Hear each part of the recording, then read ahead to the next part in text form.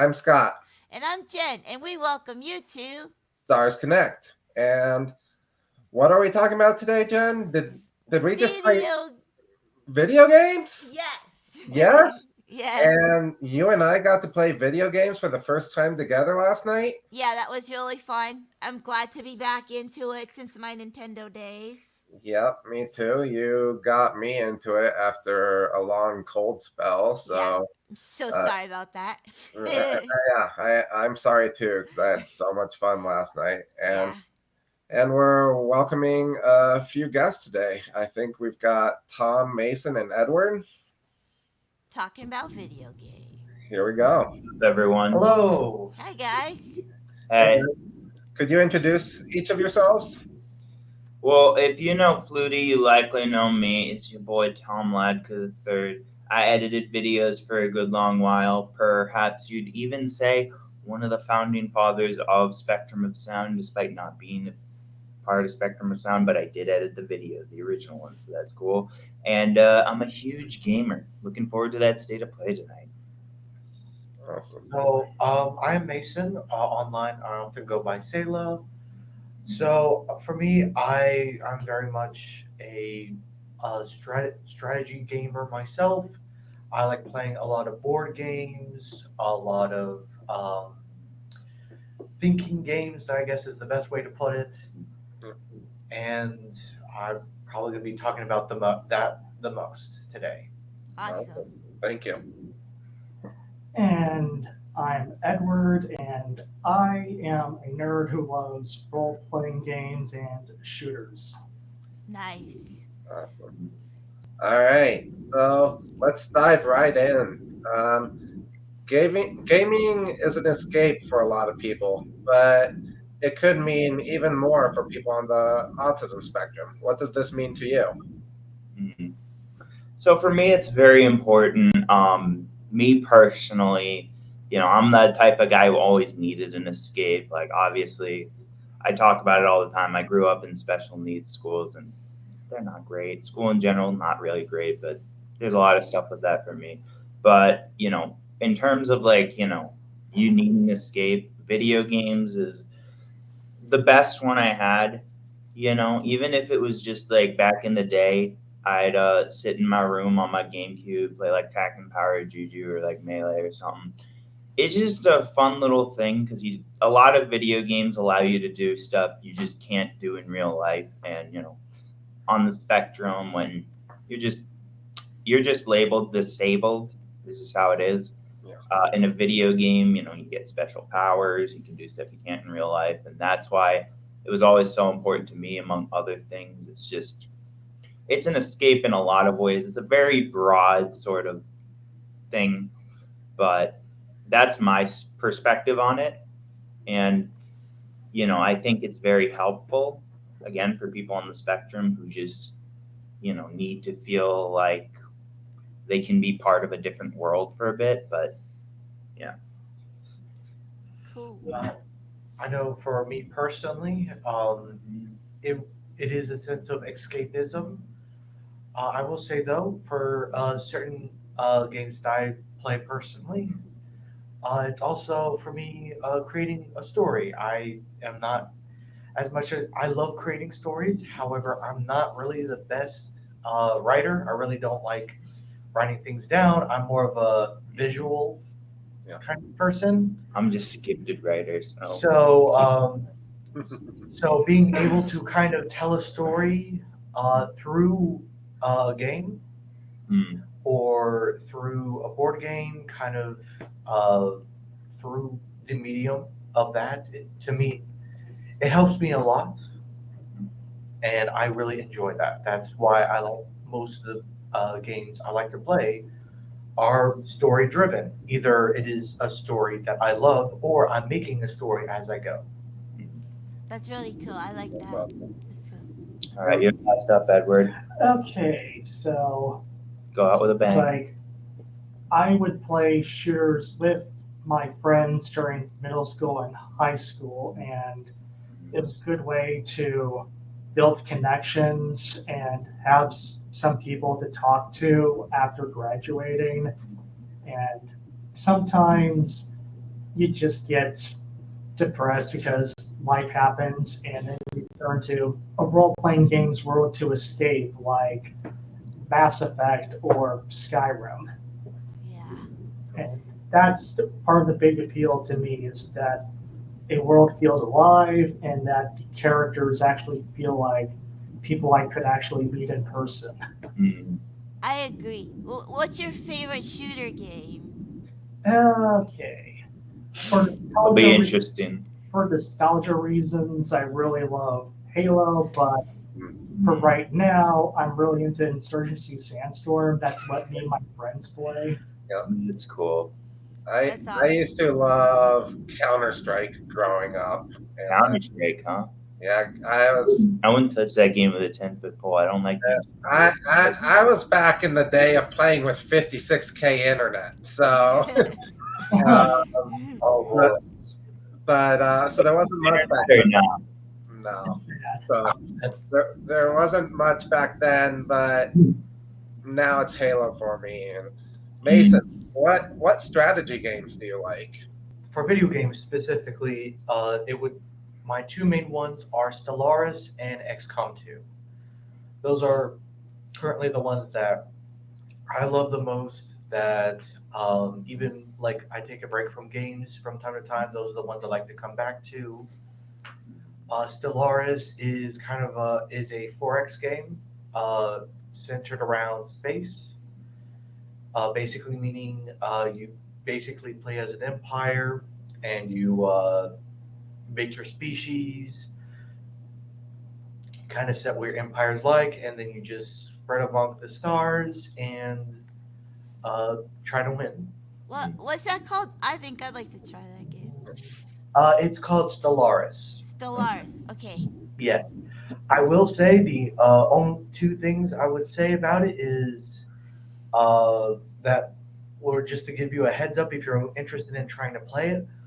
One, if you want to get the full experience, I hope you have a lot of money. It is made by Paradox, Okay. and they are notorious for having a lot of DLC, which, some are pretty small. They're like 15, $20. They have a lot of them. Yeah. They add up. Oh man. Okay. Thanks for a heads up. I recommend watching a video of like how the stuff works, Mhm. because if you just going into it blind, not knowing what to do, you'll be very overwhelmed. Mm. Okay. Yeah, I remember I had a friend, or I'm still good friends with him. His name's Justin. And back in the day, he got me into Age of Wonders 4, and it was all right. But yeah, that's Paradox, so I know exactly what you're talking about. Fun game. You just got to know how to play it. Yeah. I think Justin is very good at teaching that. But I have a question for all three of you. shoot. I know you're all working on learning how to create games yourself.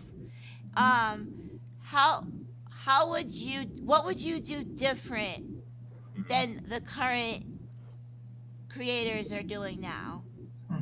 And also, before we get into that, let's quickly hear what your favorite game is too. Oh yes. My favorite game ever, or just in general? Let's hear Currently. currently, yeah.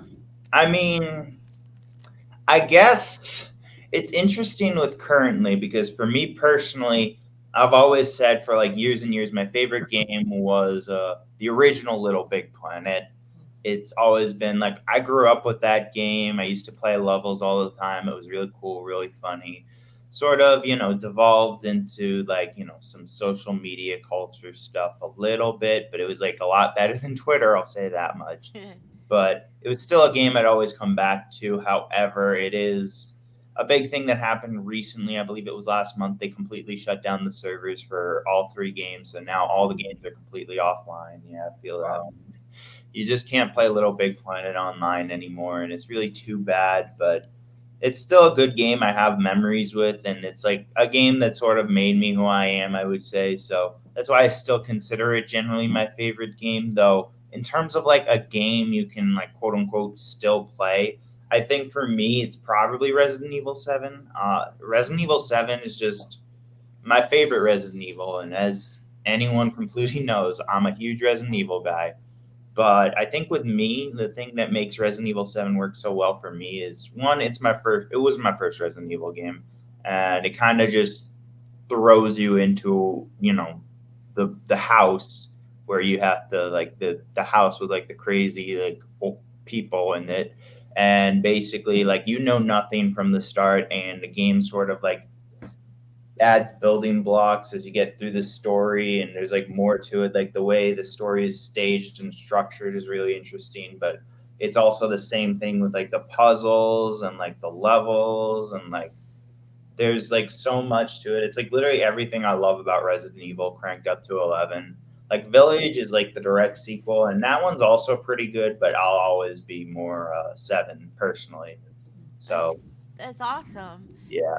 That's kind of like, I don't know if it's the same, but I started playing Destiny 2, and while I do like that game, first of all, the loading times kill me, and and second of all, like the Anyone remember story, about it that? forces you to watch the story ahead of time, and I kind of like Halo because the story happens as you're going instead of having to watch a whole bunch of story and cutscenes and remember all this stuff.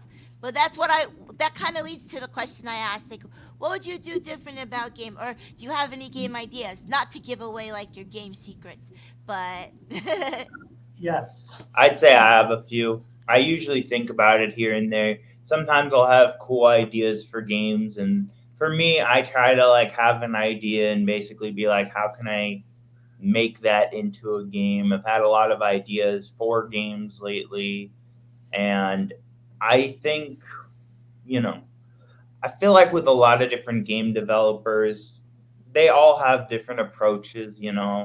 And for me personally, I'm the type of person to like respect game developers for their approaches and all the right. different ones they take. Like say, what was it? Like say like if you know Smash Bros, Masahiro Sakurai, know very well known to be very not studious, but he's very smart in how he presents his ideas and how he approaches game design and how he implements things into not just like Smash, but like Kirby and like that Kid Icarus game he did a while back ago. Like he knows, like he just has this approach of like, okay, this is what the character can do. How can we make this work in the game? And that's something I like. Meanwhile, someone like Ed Boon, another one of my favorite developers, he's the one who made Mortal Kombat, and he's kind of a what if approacher. He'll kind of get an idea thrown at him. Like if you know the character in Mortal Kombat, Rain. Rain was literally created because Ed Boon was listening to Prince one day. Purple Rain and all that. That's literally how he came up with Rain, and that's it. And in the game, he's also a prince. Rain. So Oh, like that's cool. that's the thing.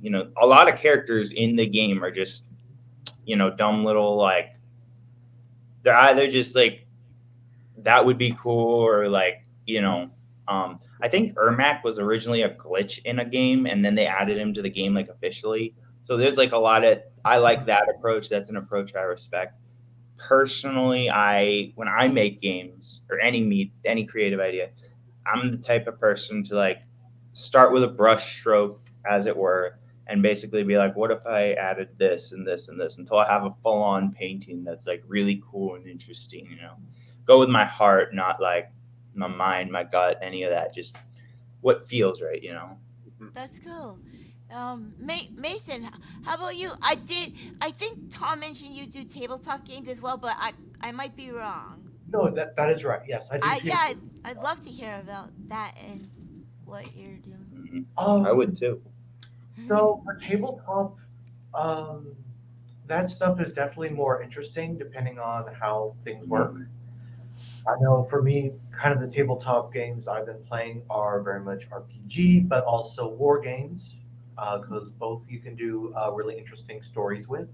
Not a lot of games have been doing this. Well, no. There have been quite a few, just mainly doing kind of, what would you call it? Rules agnostic. I think more of that kind of stuff in the What exactly is that? tabletop gaming area. So what? Yeah.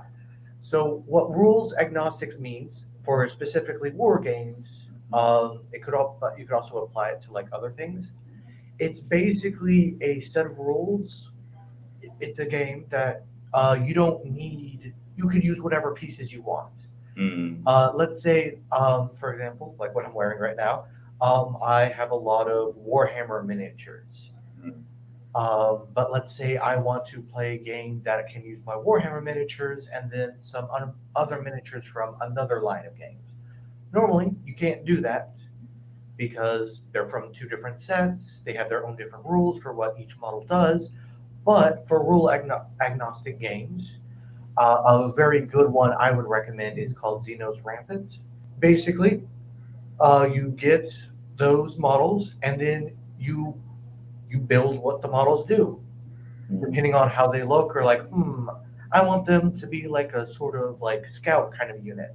Yeah. So you kind of build them as a scout, and you can give them like buffs and drawbacks depending on just how you want to flavor it. Mm. It's feeling with that in mind. With like RPGs as well, having that kind of setting, not setting, but like base foundational rules, Mm-hmm. which are very important, Mm. and being able to take those base rules and use them to make your own game out of that, or make your own story out of that. Mm. And a good example of this would be D&D. Yeah. While D&D is its own thing, you can set it up for other things as well. Some good examples of this are Pathfinder. That is technically D&D, but it's been changed up with different rules to make it more streamlined for combat. Another one that's very similar to D&D, but it's a little bit based off older editions, just called D20 Modern, which is basically it's basic D&D kind of rolling stuff, but instead it's in modern day or near future. Having just a good intuitive rules is one of the most important things to keep in mind whenever you're making a game. So if you can be able to make essentially they're called game engines. So basically, to make a good game engine, if someone could be able to use that game engine and use it on something else and make it work intuitively, we need more of that. That's interesting. I didn't ever think of that. Like, so it's cool. Same for games, honestly. Yeah. What about you, Edward? Well, for me personally, what I think would be a really big change is to just not let the ambition dominate a project, because there's this trend going on where games are taking like 6 to 10 years to make when they used to come out every 3 or 4 years. And Yeah. it's just, I feel like we are so upset innovating mechanics or building these big sprawling games that they forget that people can't always wait 7 to 10 years. Yeah. They should probably dial back and focus on building something more reasonable. Mm. I love small games like A Short Hike, Untitled Goose Game. Like those smaller games can be really fun too. So you're right. I think I agree on that. I think it's really important to like sort of like know the scope of your game in that instance and know how to approach it, because there are a lot of game developers, I will say, out there right now, particularly AAA, who just they see that those kinds of games that are designed to allow for like a extremely high level of player freedom just do so well. Stuff like Breath of the Wild, Skyrim, and they just, even like Fallout, like they just know that those games are just designed around sort of play how you want, but people don't actually realize how much has to be considered in game development to allow for that level of freedom. Whereas if you just shrink it down and focus on like what works in the game, Yeah. you might have a more restrictive game, but at the same time, it's a lot more fun. Yeah.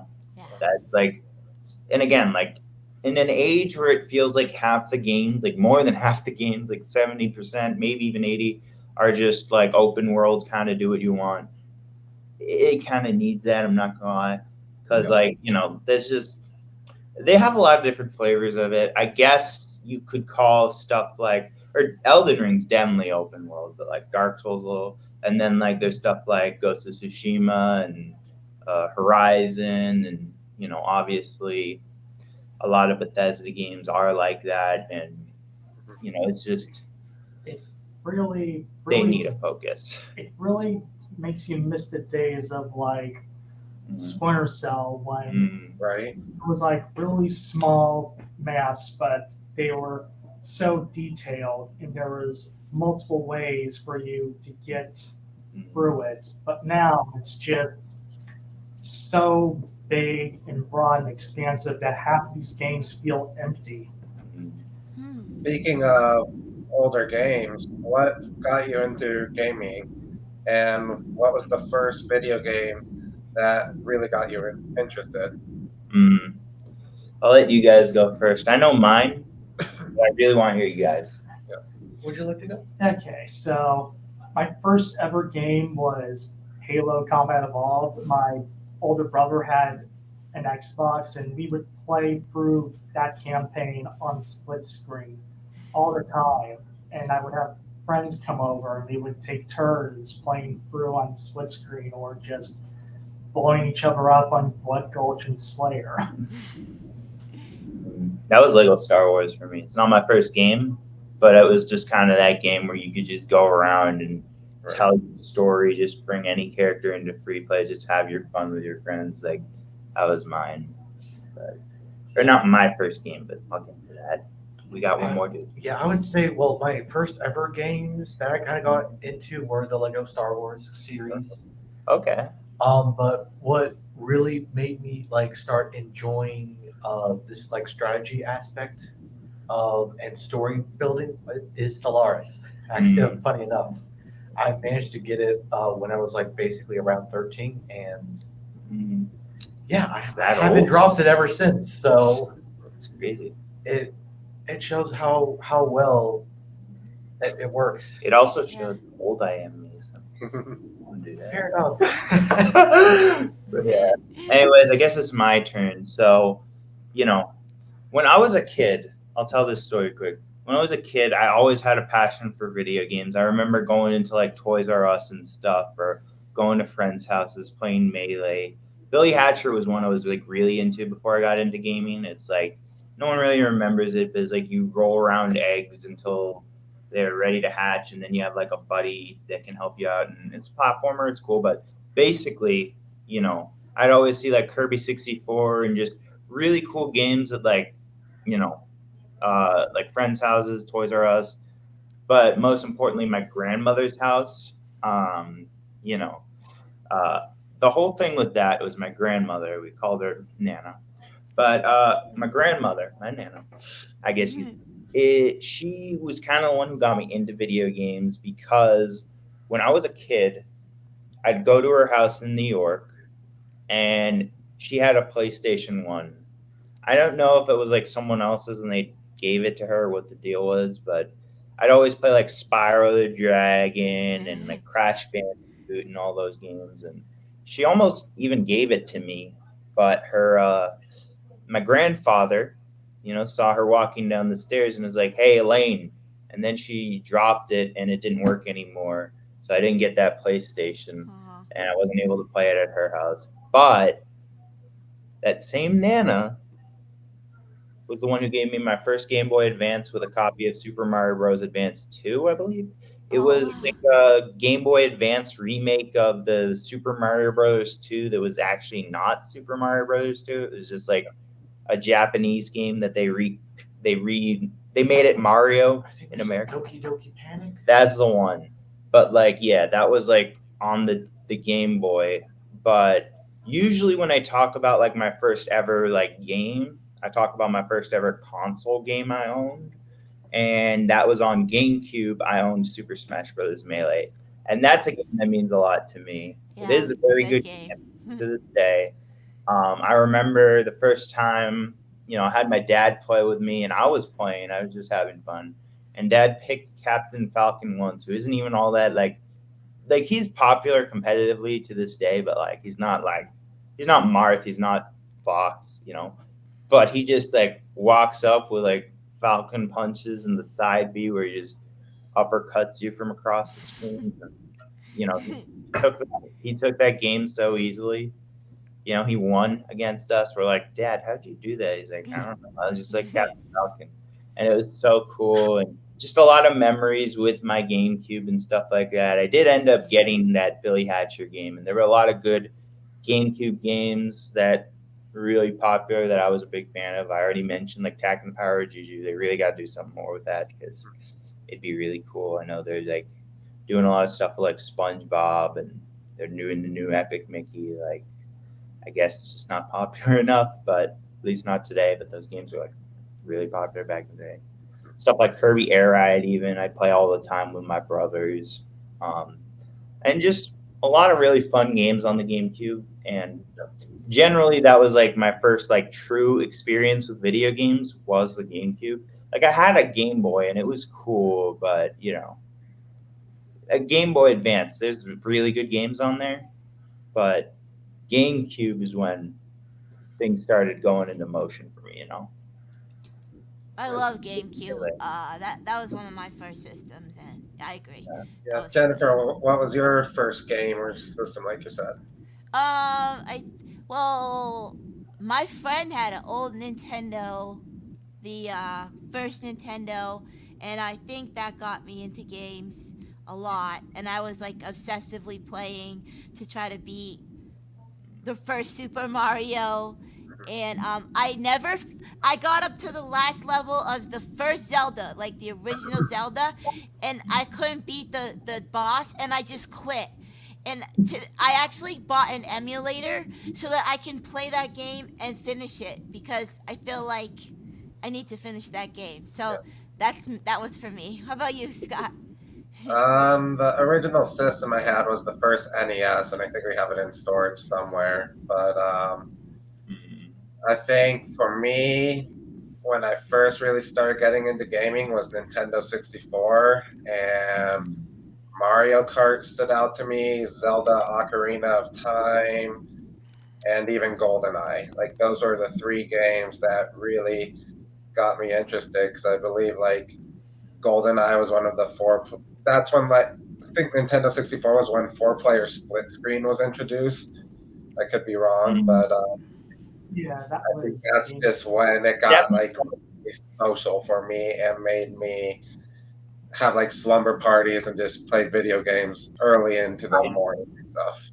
It definitely was a game that was very important for popularizing games like that, especially nowadays where stuff like not just like Call of Duty, but like even like Overwatch and Halo, those games are like massive nowadays, and we probably wouldn't have those kinds of games be as popular as they are without GoldenEye. So I definitely appreciate that. Never been huge on James Bond, but GoldenEye, you didn't have to be, Exactly. You didn't have to be into GoldenEye to play GoldenEye. Exactly. Yeah. Edward knows a lot about those kinds of games. Yeah. Dude. Usually we'd go to movies and stuff, and there's like a retro game store Edward and I would hit up before the movies, and he would tell me all about the like James Bond games he'd play back in the day and stuff. It was cool. Yeah. The feeling of going into a game store, like not like GameStop, but like retro. Like with retro games, new games. It's like, what am I gonna find? What? I love it. It's probably one of my favorite stores to go in. What new treasures are going to be found? Yes, what treasures are going to be found? For about $90 now. Yeah, definitely go with your money.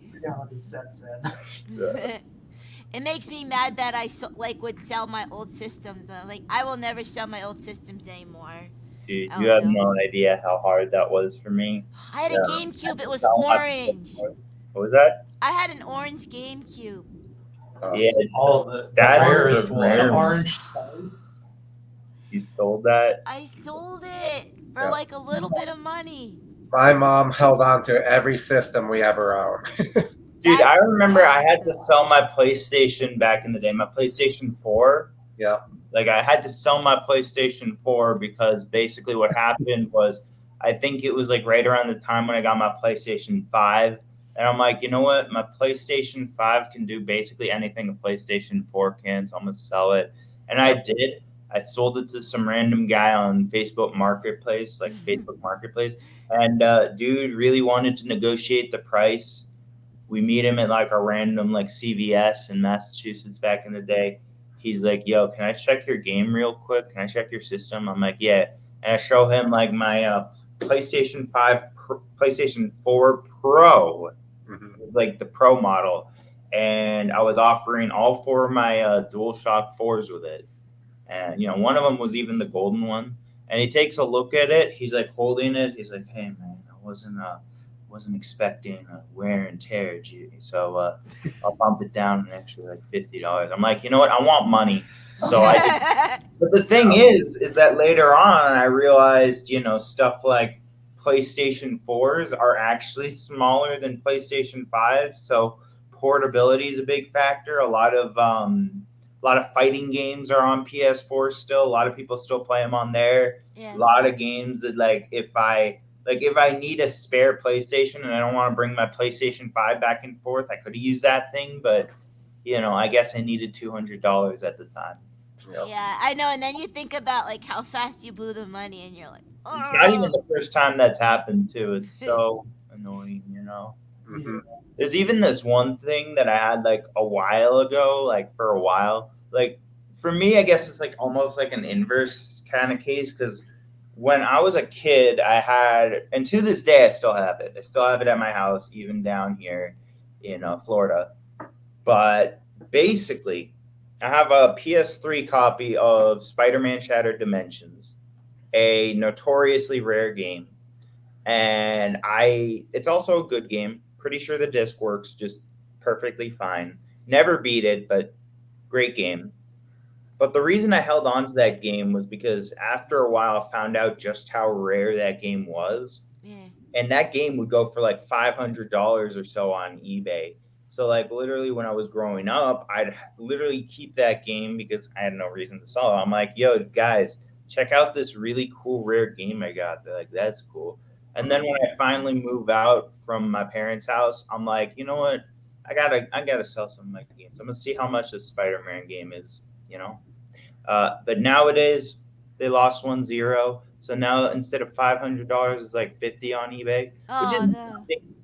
But like, you know, you'd think with like stuff like Spider-Verse, which, you know, like Spider-Man Shattered Dimensions is very much a multiverse game.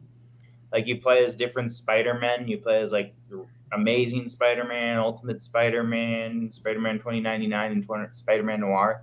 So it's like a multiverse thing. You'd think it'd be more popular. You'd think it'd be more sought after, but no. Yeah. Let's talk about the escape that video games provide you. Okay, cool. Yeah. Okay. Yeah. I used up my words. I got to recharge. Fair enough. For me, I'm more into sci-fi than fantasy because for me, seeing different sci-fi things gives me hope for the future to see like what could come before. Come to us that may be sooner than we realize. Mm-hmm. And just it's definitely for me personally a lot more weirder in a good way of storytelling. Mm-hmm. You can get more abstract and just more into abstract ideas, more interesting design, because I feel like in fantasy you're more limited. Well, yeah, it's technically magic system, but at the same time there's a lot of like limitations to expect for fantasy. But with sci-fi, there's a lot more you can go with because, like even with fantasy, that could still be sci-fi as well, Mm, and just like a hybrid, yeah. yeah, just for me seeing that's really nice. I also, for me, really enjoyed a non-human perspective.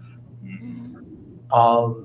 For me, storytelling it is all about perspective, mhm, from each character's point of view, and I love to learn other people's point of view, see how they view the world, mm, because what their view might be a lot different than my view, and I want to understand and learn that so I can understand that point of view.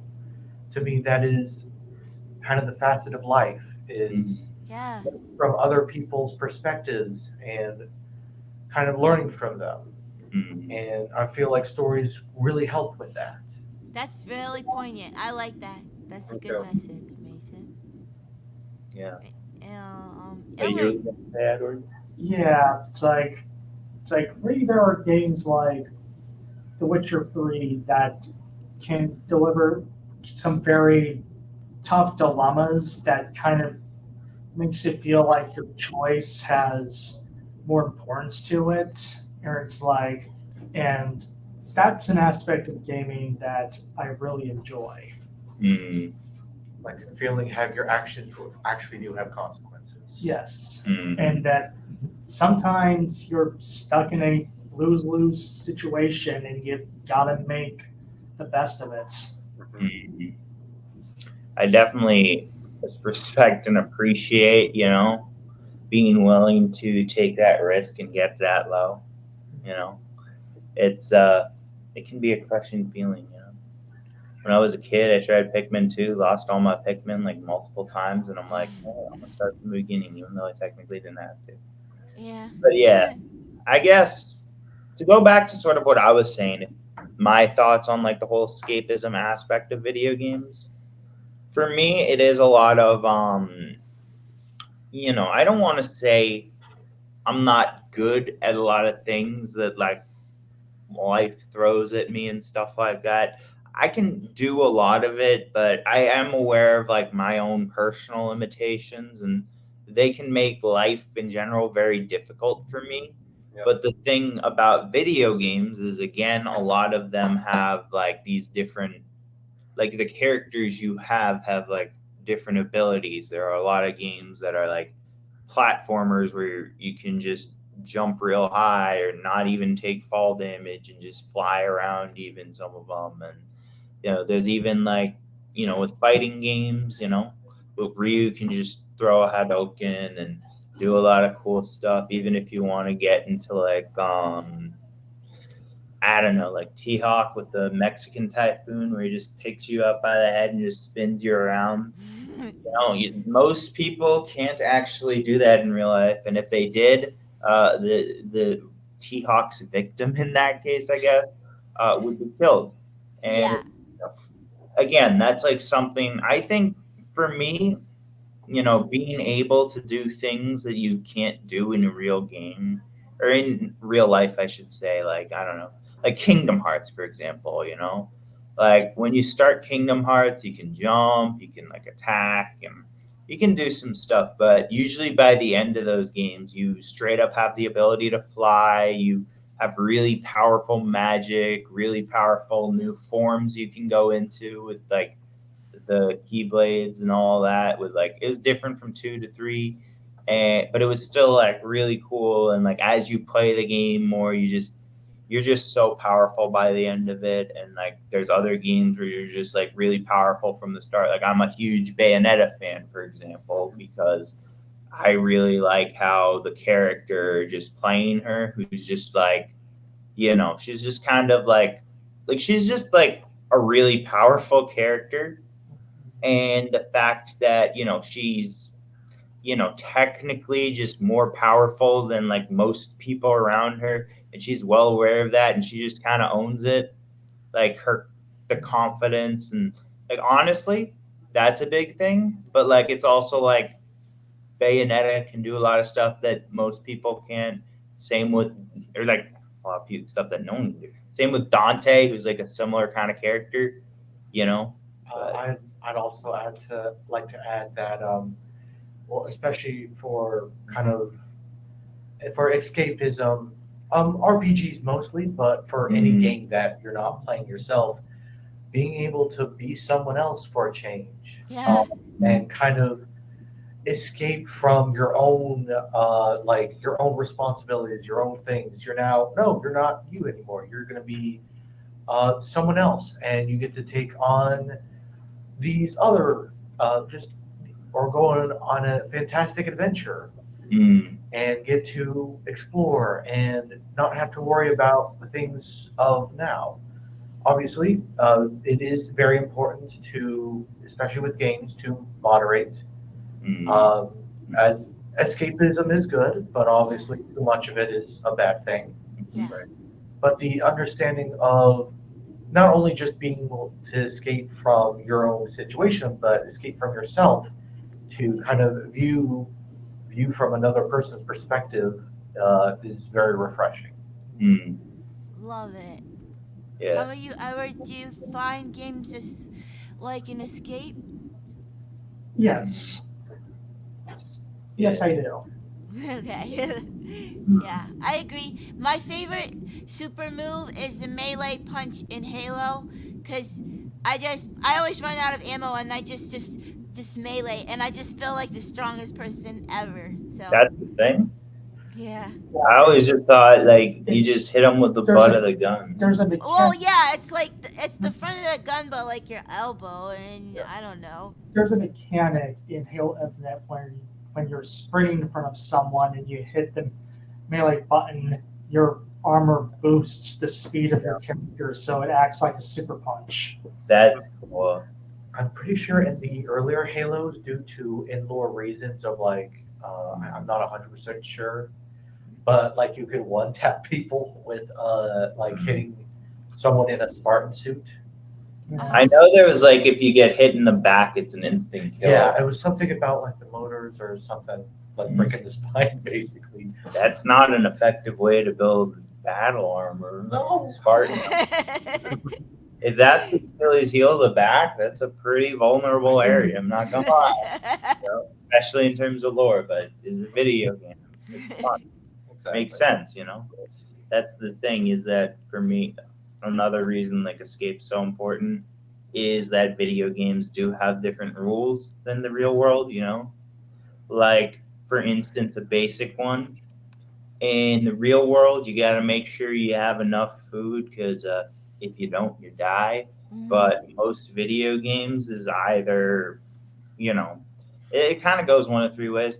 First off, your character does not need to eat at all. They can go through the whole game without consuming anything, and it's kind of funny.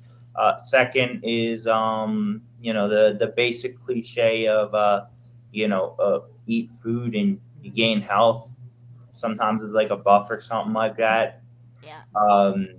You know, like it takes different forms. I know in like Earthbound, you could eat like cheeseburgers and just heal.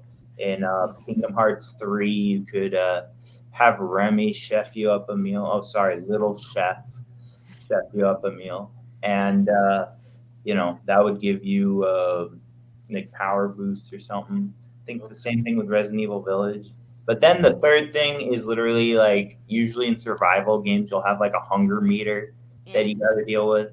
But like, you know, at least when that hunger meter is like 30%, you know, most of the time you aren't suffering from the effects of being hungry. So again, there's like different rules of the real world that just aren't as applicable in real life. And that's like one of the things that, again, with like being on the spectrum and having a different perspective on life kind of thing, you know, when the world doesn't make sense, usually the video game world will make more sense. It's just how it works for a lot of people on the spectrum. And that's like a really important piece of it, I feel, you know. Speaking, yeah. Go for it, Jen. Okay, so speaking of being on the spectrum, we have a question. Do you think there's an aspect to gaming for autistic people that makes them more social? And for you, Mason, that could be board games too. Yeah. It depends because sometimes it has the opposite effect where it's like where you feel more comfortable talking to someone behind a mask where you're not there in person. Yeah. Yeah. I know. Yeah, for socialization, I would say it's got to be the right community as well. Like if you went to Call of Duty, probably not the best place to socialize. Oh. A lot of No. trash talking there. Yeah. But just first, I know for role playing games, especially in person, that's an amazing way to kind of do it. I know some people prefer the online space to do it. I know one person who wasn't really sociable in person, but very much online. It's definitely a good way of it's a good way of starting socialization.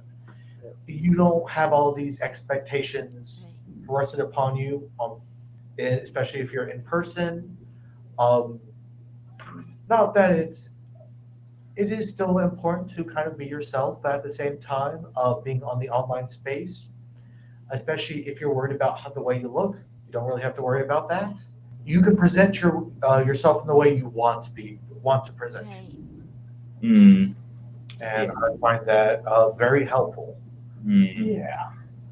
Yeah. Personally, on my end, I'm not really good online. I would say socially, I tend to get anxiety and stuff like Discord servers or even like online lobbies. Like I play a lot of Street Fighter 6, but I haven't even touched the Battle Hub once, or I might have once because I was like meeting up with some friends one day.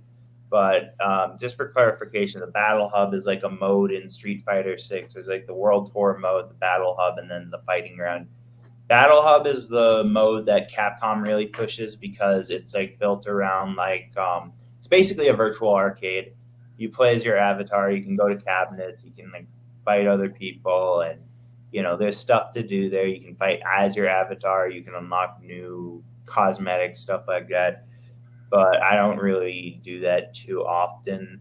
I think for me it's a little hard online because when you can't see someone's face, when you don't know their real name, it becomes a lot harder to trust them, and it just becomes a very difficult balance. It's very hard for me to manage personally, but I think game to game it can work. I remember back in the day, going back to Little Big Planet, like back in the day with Little Big Planet might have had the like single nicest community I've ever seen in a video game. Wow. Now, to be fair, that changed over the years, over time. As the sort of metaverse became what it was, and like for instance, if you've ever played Roblox, like if you've ever gone on Roblox and you know how people are on that game, that's just kind of how it is with that's kind of how it was with Little Big Planet a bit. I think Roblox is a lot less safe, I would say, but Yeah.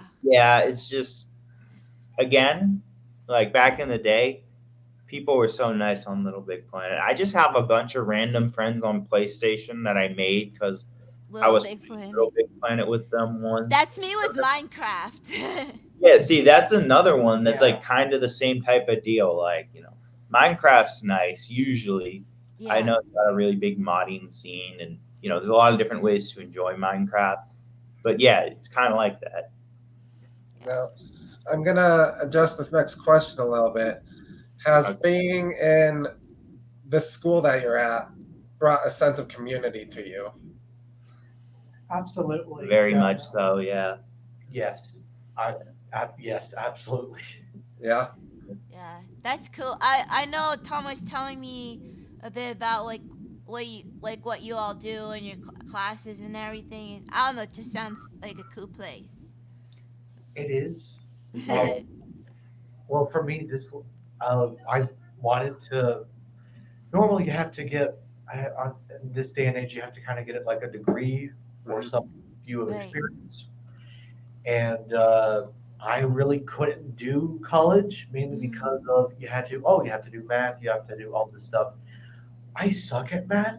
Yeah. I'm not good at it at all. Mm.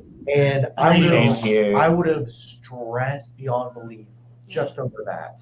Mm. So here it is literally just focusing on what I want to do, Mm. and I've been enjoying it. That's It's awesome. And Oh, as yeah. and as you learn, you're building a portfolio which will help you get a job in the career that we all want to get into here, which is gaming. Mm. And what's better than doing something that you're passionate about too? Yeah.